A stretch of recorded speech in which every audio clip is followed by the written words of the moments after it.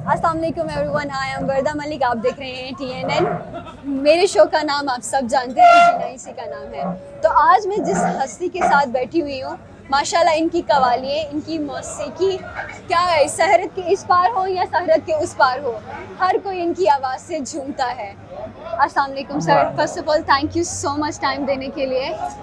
कैसा रहा आपका ज़िंदगी का ये सफ़र? वालेकुम अस्सलाम। वर्दा, आप माशाल्लाह बहुत अच्छा बोलती हैं। थैंक यू सो और मच। आप लोग आपके फैन भी हैं। ज़िंदगी का सफ़र मुझे बहुत अच्छा लग रहा है। मैं अपने रब का शुक्र अदा करता हूँ। अल्लाह पाक ही होते हैं जो इंसान को शऊर देता है, अक्ल देता है उसकी इज़्ज़त बढ़ाने के लिए। अल्लाह पाक किसी को रिज़्क़ देता है उसको उसके बच्चों के लिए। तो मैं अपने रब का बहुत शुक्रगुज़ार हूँ कि अल्लाह पाक ने मुझे कव्वाल बनाया, फिर मुझे सिंगर बनाया, फिर मौसीकार बनाया, और मैं दुनिया में अपना वो जो है काम करता जा रहा हूँ और लोग मुझे पसंद करते हैं। अल्लाह का। सर कितने साल हो गए इस फील्ड में? मुझे इंडिपेंडेंट हो गए मेरे 1996 से। मैं दिल लगा ले साहब 26-27 साल तो हो गए हैं माशाल्लाह, 26-27 साल हो गए हैं। He is the best singer, I must say. अच्छा, मुझे ये बताएं कि ये 26-27 साल में आपको अच्छे बुरे लोग तो हर जगह मिलते हैं। अभी आज की नाइट डी ले लें, मेरे ख्याल से मेरा राइट वाला पैर बिल्कुल डैमेज हो चुका हुआ है, ठीक है, कोई नहीं देखता, बस पैर दे दिया, धक्के दे दिए। तो आप कैसे मैनेज करते हैं ये सब? देखिए, ये चीज़ें जब कोई आती हैं ना सामने, तो जो बंदा इससे डर जाता है ना, तो डरना नहीं चाहिए इससे। और ज़िंदगी में अगर चैलेंज कबूल करना ही इंसान की लाइफ है। ये तो आप लोगों ने आपका पाँव को दबाया, मेरे तो दिल को रोंग रोंग के लोग गुजरते गए, लेकिन मैंने हमेशा कहा ठीक है। इसने मुझे ऐसा कहा, क्रिटिसाइज़ किया या ये, तो अल्लाह पाक से मैं अर्ज़ करता था कि अल्लाह मौला पंजर पाक के सदके मैं तो किसी को जवाब नहीं दे सका, आप जवाब देना। फिर जब मेरे अल्लाह का जवाब आता है, तो जब आप मुझे प्यार करती हैं, तो मैं अपने रब का शुक्र अदा करता हूं। जैसे कि सर ने कहा कि दिल को रोंग के चले जाते हैं। हमारी इंडस्ट्री में या किसी भी फील्ड में बेईमानी तो मस्ट होती है ना, तो आपके साथ कभी ऐसा चांस हुआ कि बेईमानी कर दी लोगों ने, या कभी आपसे कोई गलती हो गई हो? ये देखें, ये जिंदगी में जो हिस्सा है ना, ये इसी पे मबनी है ज़िंदगी आपकी। उतार चढ़ाव आते हैं, लोग ऐसे भी आते हैं जो बाजू पकड़ के तार देते हैं, कहते हैं जाए, ऐसे भी लोग हैं। ऐसे भी हैं जो लेग पोलिंग करते हैं, लेकिन लेग पोलिंग वाले हमेशा आपको पता खता ही होती है, क्योंकि मेरा बिलीव है मेरे मालिक पे कि उसने जब मुझे पैदा किया है, मेरी ज़िंदगी लिखी है। अच्छा, अब कभी कभी मैं अपने दोस्तों को से ये कहता हूँ कि रब ताला जब आपको इज्जत दे रहे हों या वो देते हैं, तो ये कभी ना सोचना कि तेरे काम की वजह से मिलती है। शायद तेरे बच्चों पे तरस करते हैं, शायद तेरे रिलेटिव हैं जो आपने संभाले हुए हैं, या तुम्हारा माँ बाप सर पे है, उनके उन्हीं की दम से करम है। तो इसलिए अपने रब से रुजू जो है ना करते हैं, ये बातें फिर भूल जाते हैं इंसान। एग्जैक्टली, मतलब नेकी कर दरिया में डाल, ठीक है। बहुत सारे लोग आपकी ज़िंदगी में आएंगे, अच्छे भी बुरे भी, हर महफिल में आप बैठोगे, लेकिन ये आप पे डिपेंड करता है कि आप क्या चूज़ कर रहे हो। सर, आपका जो गाना है ढोले नू काला सूट करदा कमाल, आई एम सॉरी मेरी पंजाबी थोड़ी खराब है, लेकिन whenever I listen this song, मैं और मेरे जितना भी क्रू है माशाल्लाह वो नाच उठते हैं। शुक्रिया। तो क्या मैसेज देना चाहते हैं आप न्यू जनरेशन को? मैं हमेशा ये बड़े लोगों से पूछती हूँ, वैसे आज तक मैंने जितना भी सुना था सर के बारे में, शेर मियां दास के बारे में, कि वो बड़े एलिगेंट हैं, लेकिन ट्रस्ट मी आज जब मैं पर्सनली उनसे मिली हूँ, he is a very down to earth. धक्के पड़ रहे थे हमें वहाँ पे, लेकिन ये अपना सुकून से जो है ना वो गाना गा रहे थे।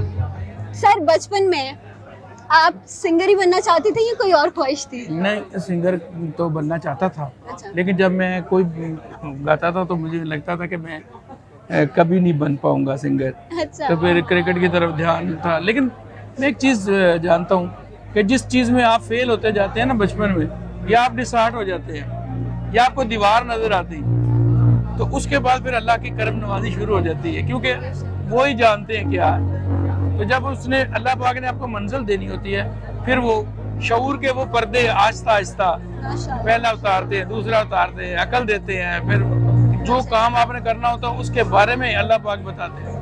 तो यही है कि मेरे मालिक की तरफ से सारा कुछ है, और मैसेज मेरा यही है, हर आने वाले कोई आपने वेलकम करना है सबको। बेशक।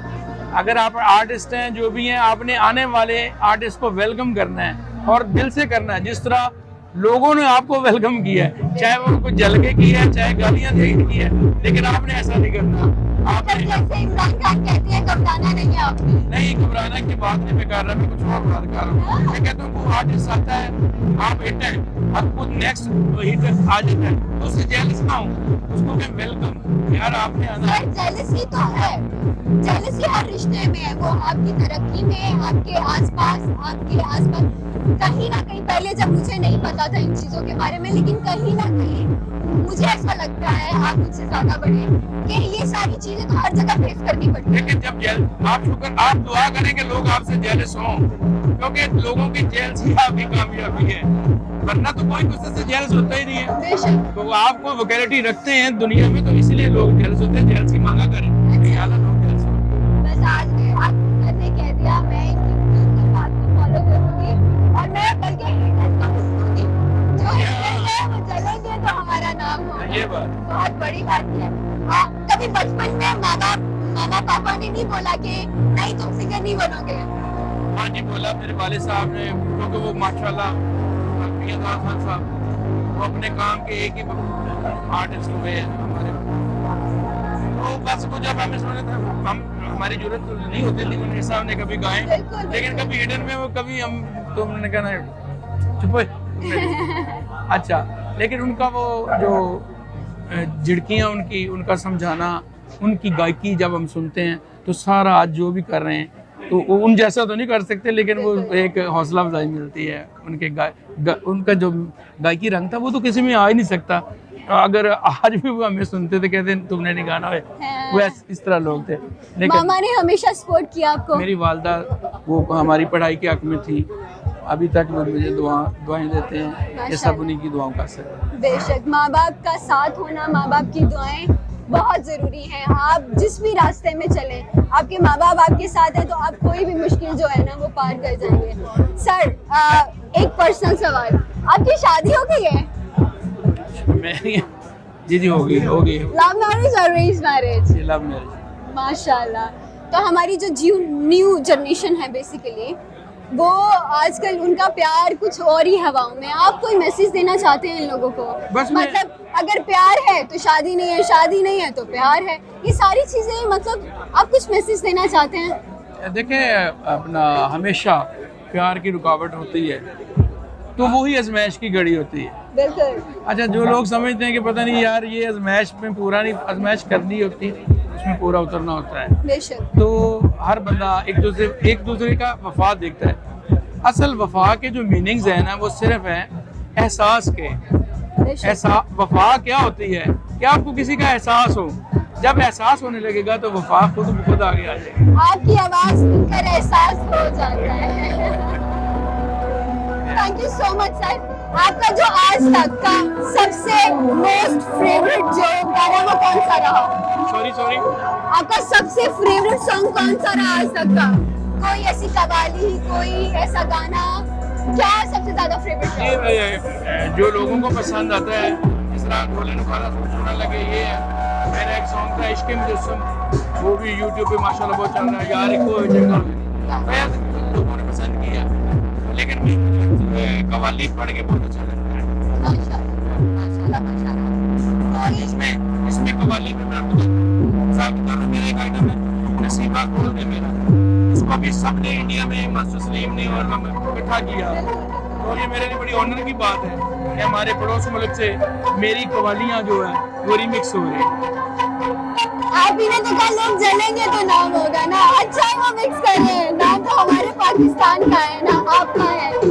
अभी मुझे रिसेंटली पता चला कि आपकी एक कवाली की हमारे पड़ोस वाले मुल्क ने कॉपी की है, उसकी लाइंस हो जाए कि वो लोग मजबूर हो गए उसको कॉपी करने के लिए। वो एक दुआ है, नसीबा खोल दे मेरा, मदद कर मेरी अल्लाह, नसीबा खोल दे मेरा, मदद कर मेरी अल्लाह तो जिन्नू चावें देवें, ए मर्जी तेरी अल्लाह नसीबा खोल दे मेरा।